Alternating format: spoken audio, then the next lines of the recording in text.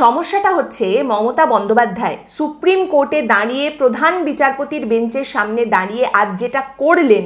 যেভাবে কথা বললেন, এর থেকে অনেক কম ঔদ্ধত্য দেখানো, এর থেকে অনেক কম কিছু করার জন্য আদালতে আইনজীবীদের যেভাবে আদালতের কাছ থেকে বিচারপতিদের কাছ থেকে ভর্ৎসনা শুনতে হয়েছে, তার এক কণাও মমতা বন্দ্যোপাধ্যায়কে আজ শুনতে হয়নি।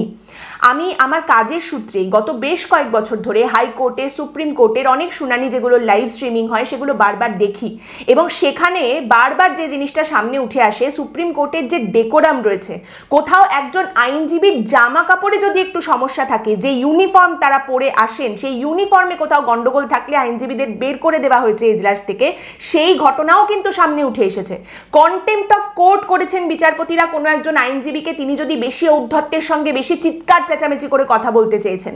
আদালতের তরফ থেকে তাদের শুধু ভর্ৎসনা করা হয়েছে তাদের খারাপ ব্যবহারের জন্য আদালতে দাঁড়িয়ে, তাই নয়, তারপর বার কাউন্সিল বলুন, গোটা আদালত চত্বরে টিটকিরি পড়ে যাওয়া, তাদের ক্যারিয়ারের সমস্যা তৈরি হওয়া, এরকম ঘটনাও কিন্তু ঘটেছে। সুপ্রিম কোর্টের ডেকোরাম কিন্তু এতটাই গুরুত্বপূর্ণ।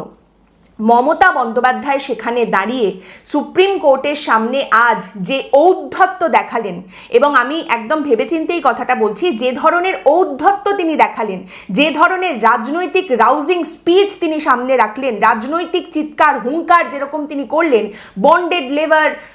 হোয়াটসঅ্যাপ কমিশন, এইরকম যে কথাবার্তাগুলো ব্যবহার করে যেরকম চিল চিৎকারটা তিনি করলেন, তার জন্য কিন্তু কোনো রকম কোনো শাস্তি, কোনো ভর্ৎসনা, কোনো কিছুই তাকে শুনতে হয়নি। তার কারণ তিনি একটি রাজ্যের মুখ্যমন্ত্রী।